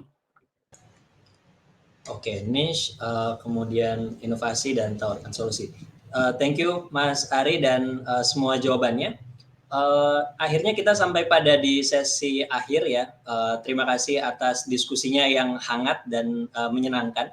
Rasanya insight ini patut didengarkan oleh banyak sekali anak-anak muda di Indonesia yang mungkin saja tidak sadar ada yang salah dan juga mungkin saja dia tahu ada yang salah tapi tidak tahu bagaimana solvingnya. Dan yang terakhir, bisa jadi ini menjadi insight bagi mereka agar mereka bisa melakukan social change tidak hanya bagi lingkungan sekitarnya tapi juga bersama-sama seluruh Indonesia untuk melakukan social change bersama-sama. Mungkin ada closing statement dari Mas Ari dulu untuk menutup bagaimana mindset dan social change pemuda di Indonesia ini bisa lebih baik di masa depan. Ya, kalau kita melihat 2045, kita akan merayakan 100 tahun kemerdekaan Indonesia, kita sudah dari sekarang nih memikirkan Indonesia mau jadi seperti apa nih. Kita mau melihat Indonesia itu menjadi seperti apa. Mau seperti negara apa, semaju apa, dan segala macamnya. Kuncinya di saat ini, kawan. What to do tadi di depan itu. What we want sudah ketemu, 2045 kita sudah mau. What to do. We have to formulate, kita harus memformulasikan, kita harus ngapain. Kita harus berbuat apa. Dan yang paling penting dari diskusi malam ini adalah bekerja bersama-sama, berinovasi bersama-sama, bergerak bersama-sama. Menurut saya. Terima kasih Mas Ari closing statement-nya, bekerja bersama-sama. Mas Tio, silakan. Kalau saya mau mengulang lagi yang percaya diri ya gitu, karena saya benar-benar melihat banyak teman-teman anak-anak muda gitu masih banyak banget nggak percaya diri. Padahal kita itu keren guys. Maksudnya standar dunia ya. Kita tuh punya ability yang beyond standar dunia malah gitu. Banyak anak-anak Indonesia yang keren-keren banget gitu. Tapi kenapa mesti sungkan, kenapa mesti minder, kenapa mesti nggak percaya diri gitu. Itu bisa ngeblok ability kita untuk terbang jauh gitu. Indonesia tuh anak muda keren-keren banget. Jadi saya harap jangan ada yang sungkan-sungkan lagi, jangan ada yang nggak percaya diri, karena itu jadi mental block. Saya yakin banget kalian semua bisa benar-benar terbang tinggi gitu. Thank you. Thank you banget Mas Tio. Ditutup, Pange silahkan. Bagaimana nge-conclude terakhir ini semua? Saya mau menyampaikan apa yang salah seorang mentor saya dulu bilang sama saya beberapa tahun yang lalu ya. Waktu saya masih zaman masih sekolah. Dia ngomong gini, kalau Anda berasal dari keluarga yang tercatat dengan baik di dalam buku sejarah, Anda punya beban untuk meneruskan sejarah tersebut. Kalau Anda berasal dari keluarga yang tercatat buruk di dalam buku sejarah, Anda punya beban untuk meluruskan sejarah tersebut. Kalau Anda berasal dari latar belakang yang tidak ada dalam buku sejarah, yang mana kebanyakan orang adalah seperti itu, Anda punya kesempatan luar biasa untuk menuliskan nama Anda sendiri di buku sejarah. Jadi saya rasa kita semua punya kesempatan yang sama untuk bikin this massive impact secara sendiri dan juga secara bersama-sama untuk masyarakat dan untuk negara kita ini. Jadi let's do the best for us. Let's do the best for us. Thank you banget semua pembicara yang keren-keren. Terima kasih sudah hadir di Lead the Fest, Mas Ari, Mas Tio, Pange. Thank you banget. Semoga apa yang kita diskusikan malam ini bisa jadi inspirasi bagi banyak orang dan juga teman-teman lain di luar sana. Thank you sekali lagi. Dipersilahkan kembali ke backstage. Terima kasih semuanya. Thank you, terima kasih. Thank you. Baik, diskusi tadi kemudian menutup sesi kita pada malam hari ini. Kita sadar bahwa ada hal yang mungkin saja belum sebaik itu gitu ya dalam pemuda Indonesia.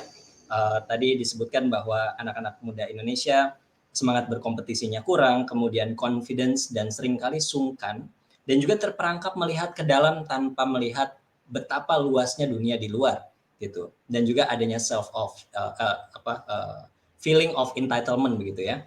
Dan apa yang harusnya kita perbuat untuk bisa melakukan social change dengan baik adalah bagaimana kita bisa melakukan perubahan kecil, perubahan yang sederhana, tapi di tempat kita, di passion kita, dan di tempat kita masing-masing secara bersama-sama, sehingga kita bisa menimbulkan efek-efek positif kecil yang suatu saat bisa menjadi besar. Gitu.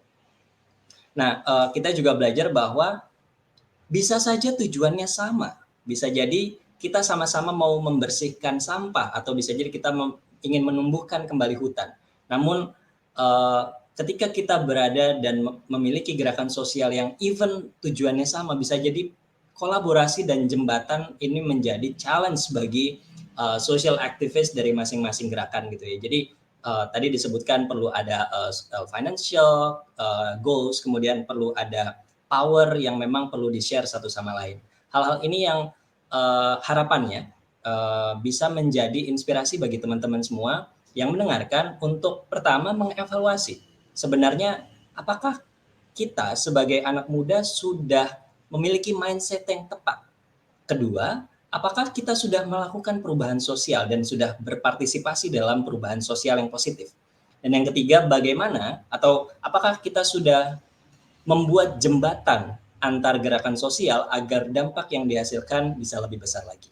Begitu. Jadi semoga diskusi malam ini bisa memberikan pencerahan dan manfaat positif bagi teman-teman semua. Kita kembalikan ke MC. Gitu. Arya?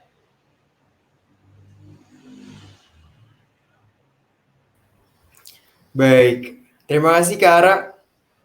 Sehat-sehat selalu, silakan kembali lagi beraktivitas. Terima kasih, Assalamualaikum warahmatullahi wabarakatuh. Waalaikumsalam warahmatullahi wabarakatuh. Wow, teman-teman semuanya, sudah kita dengarkan tadi, sudah kita simak webinar series ketiga, The More We Listen, The More We Know, banyak sekali insight-insight yang sudah kita dapatkan, dan semoga ketiga webinar series tadi dapat menjadi bekal kita seperti value acara pada hari ini, gotong royong dan bahu-membahu. Semoga kita selalu dapat bahu-membahu, bergotong royong untuk menjadi garda terdepan sebagai pemimpin muda di era sekarang ini. Nah teman-teman, saya mewakili seluruh peserta dan teman-teman pemimpin muda pada hari ini berterima kasih kepada Bapak Ahyari Hananto, Bapak Tio Guritno, dan Bapak Pangeran Siahaan, serta Kak Ara yang telah menyuguhkan talk show yang luar biasa di hadapan kita semua dengan topik The Fundamental Shifting Indonesian Youth Mindset to Lead Positive Changes. Oke teman-teman, setelah webinar series ketiga selesai, kira-kira bakal ada apa lagi? Tentunya hal spesial akan kita sajikan ke teman-teman semuanya setelah webinar series 3 tadi sudah luar biasa sekali. Kira-kira apa something spesialnya? Akan ada perilisan konten kepemimpinan yang melibatkan 1.271 relawan dan berhasil membuat 1.425 konten microblog. 1.425 konten microblog kepemimpinan. Ya, saya ulangi lagi. Perilisan konten kepemimpinan yang melibatkan 1.271 relawan dan berhasil membuat 1.425 konten microblog kepemimpinan. Dan bersama kita telah hadir ada Bapak Darmaji Suradika selaku Chief Executive Officer Pemimpin.id dan Ibu Rahmadia yang merupakan Ketua Umum Wikilead. Ya, sebelum kita saksikan perilisan konten kepemimpinan, kita akan mendengarkan terlebih dahulu speech yang akan disampaikan oleh Bapak Darmaji Suradika. Kepada Bapak Darmaji Suradika dipersilahkan.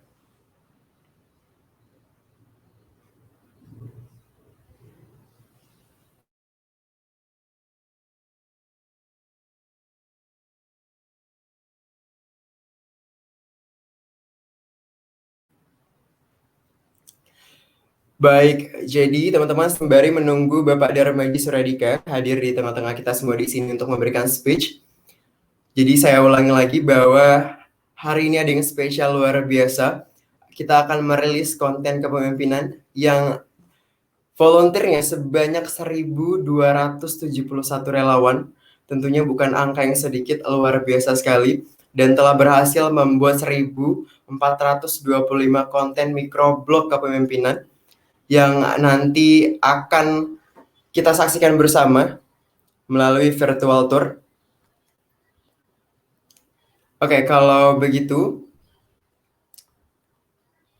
langsung saja kita alihkan ke pengumuman untuk para peserta pemimpin muda yang hadir pada hari ini.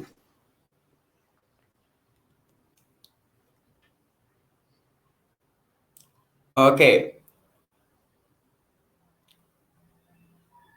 Baik, kita masih menunggu.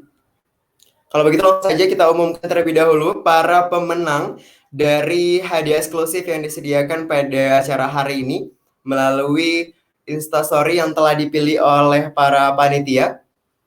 Ada 4 pemenang yang sudah dipilih oleh rekan-rekan kru. Oke, jadi di sesi Thriving for Sustainable Company with Futurist Leader ada 2 pemenang yaitu @nela_delicia_ sekali lagi @nela_delicia_ dan helloa.acc.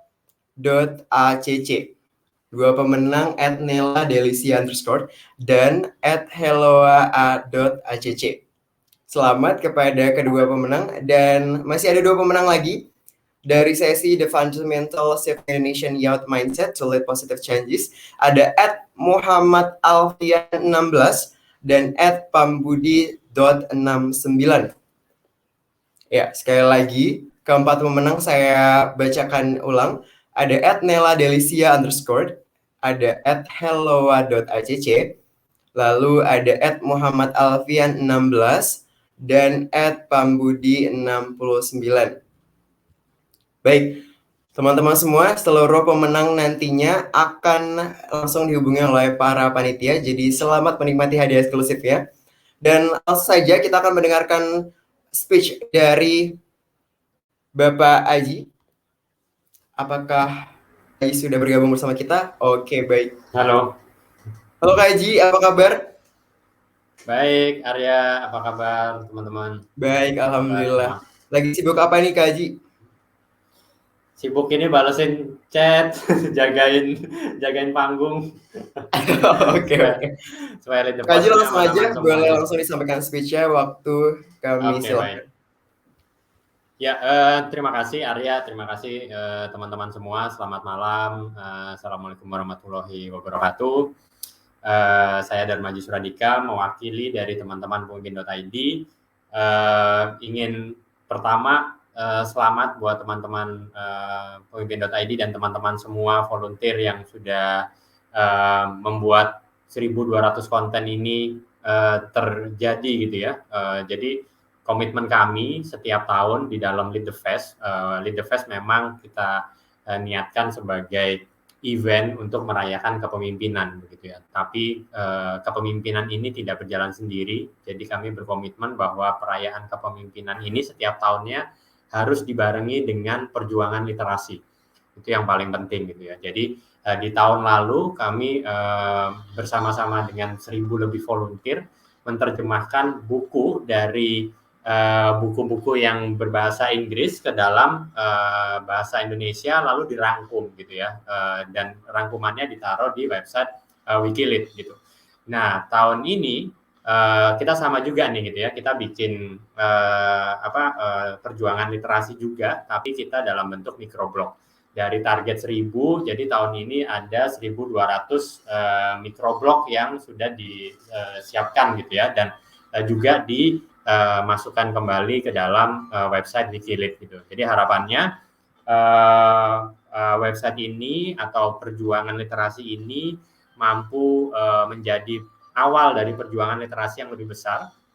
Jadi yang komunitas yang tahun lalu menerjemahkan 1.000 buku sekarang menjadi komunitas Wikilead, komunitas literasinya pemimpin.id gitu ya.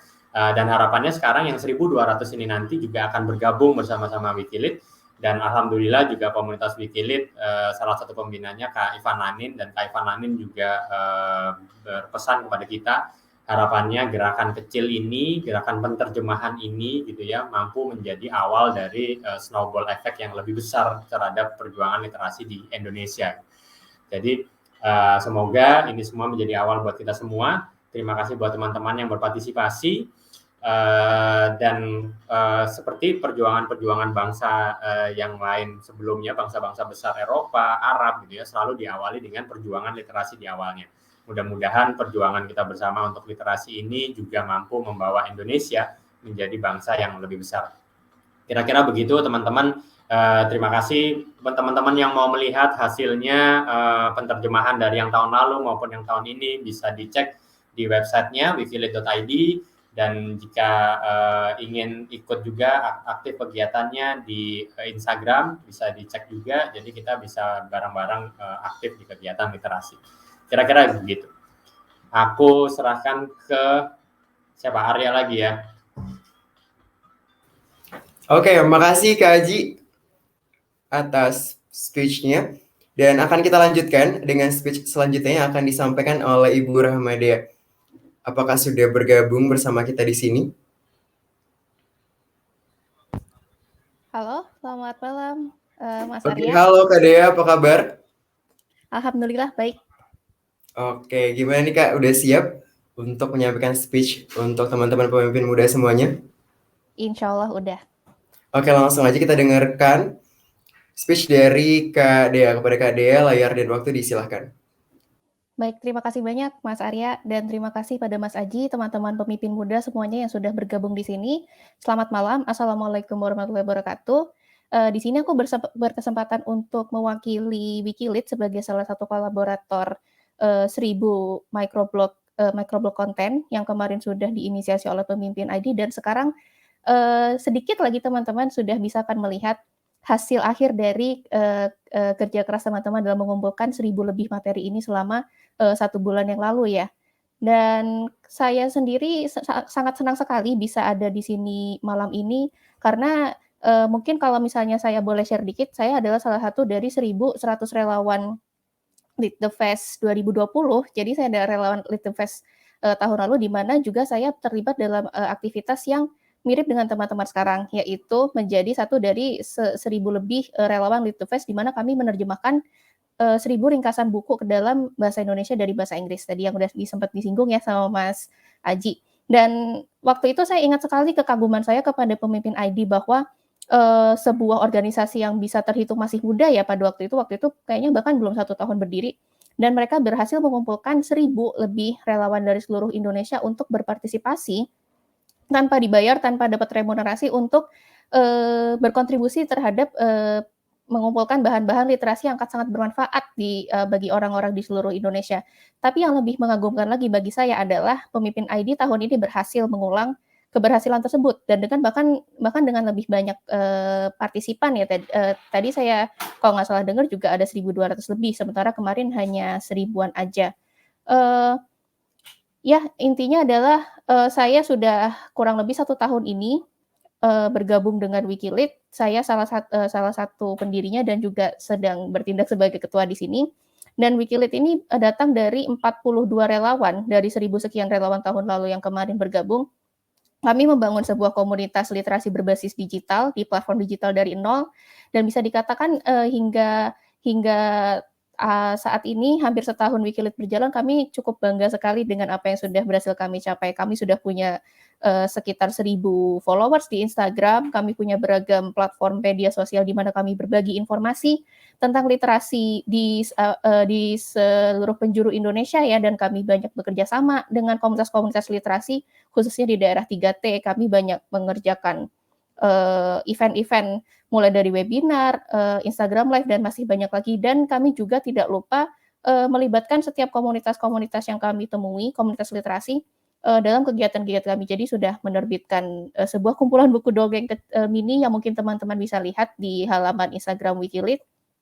Dan kemudian ada juga kerjasama open donasi untuk buku ke sebuah taman baca yang terletak di daerah Sumatera Utara. Dan mungkin kalau saya sebut satu persatu karena sedemikian banyak yang sudah kami capai, alhamdulillah dalam 1 tahun ini mungkin akan terlalu panjang ya di pidato ini. Jadi teman-teman bisa langsung cek Instagram @wikilead.id ya.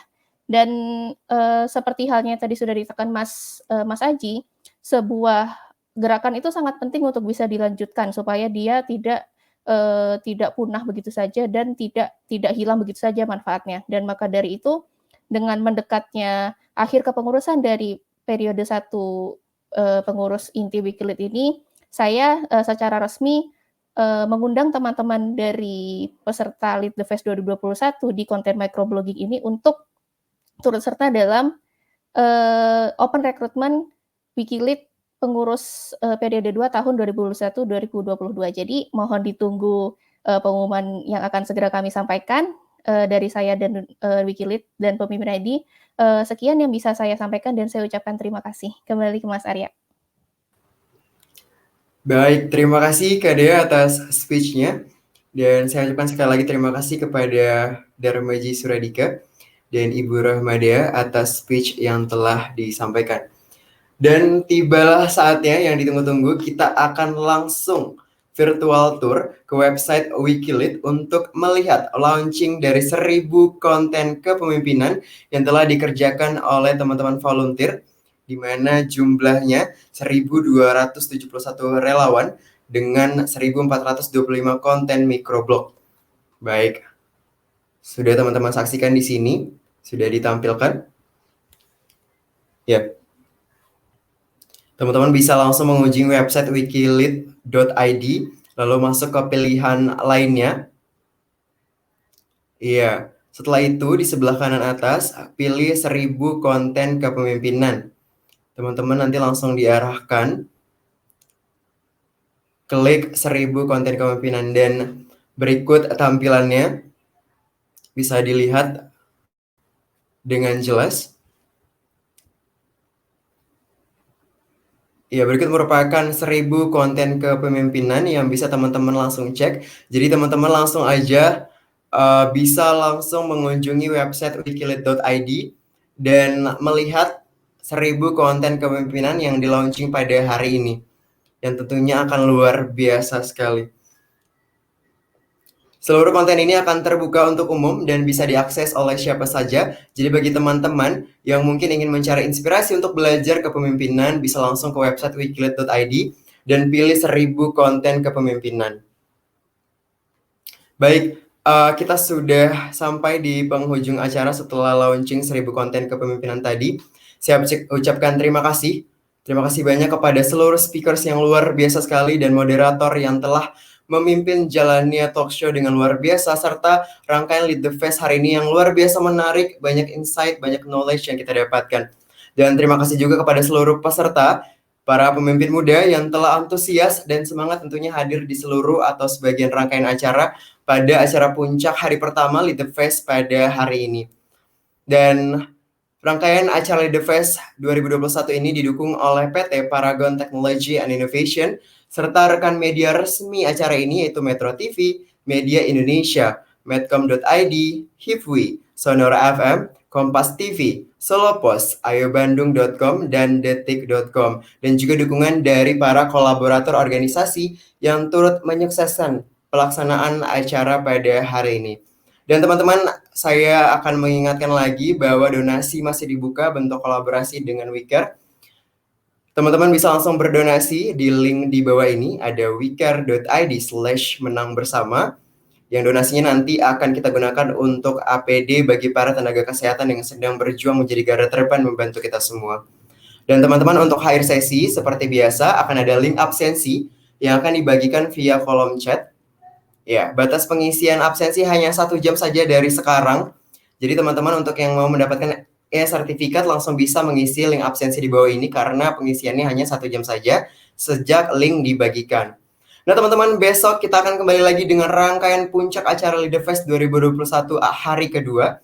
Yang tentunya tidak akan kalah luar biasa dan saya jamin akan lebih luar biasa lagi dan menarik tentunya. Dan kita sudah sampai di penghujung acara, jadi saya izin pamit undur diri. Mohon maaf apabila ada kesalahan. Saya dan segenap kru yang bekerja pada hari ini mengucapkan banyak terima kasih. Saya akhiri, wassalamualaikum warahmatullahi wabarakatuh.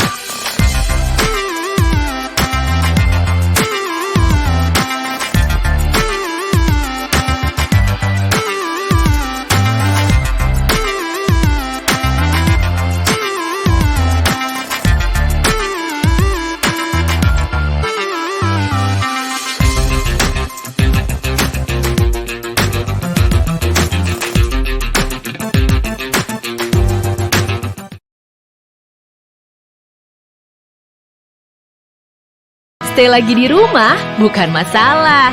Kamu bisa lakukan banyak hal. Waktunya stay glowing at home bersama Wardah. Tetap bersih bebas minyak. Tetap cerah dan terlindungi tanpa rasa iritasi. Tetap flawless apapun warna kulitmu. Makeup tetap on, tampil fresh seharian. Stay glowing at home bersama Wardah.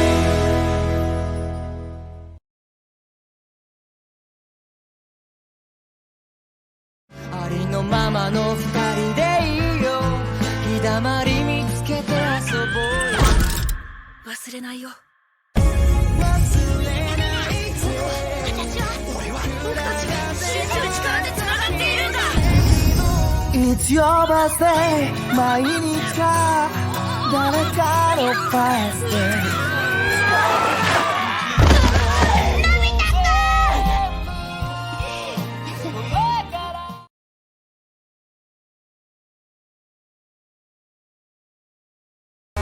Pemimpin.id mempersembahkan Lead the Fest 2021 dengan semangat gotong royong untuk Indonesia, menghadirkan lebih dari 50 pembicara untuk bergotong royong melalui digital agar menjadi inovatif.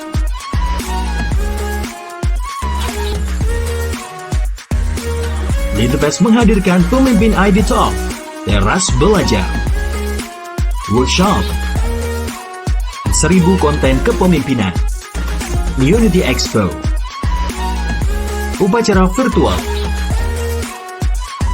dan pemimpin ID Award. Inilah Lead the Fest, leading in the new era.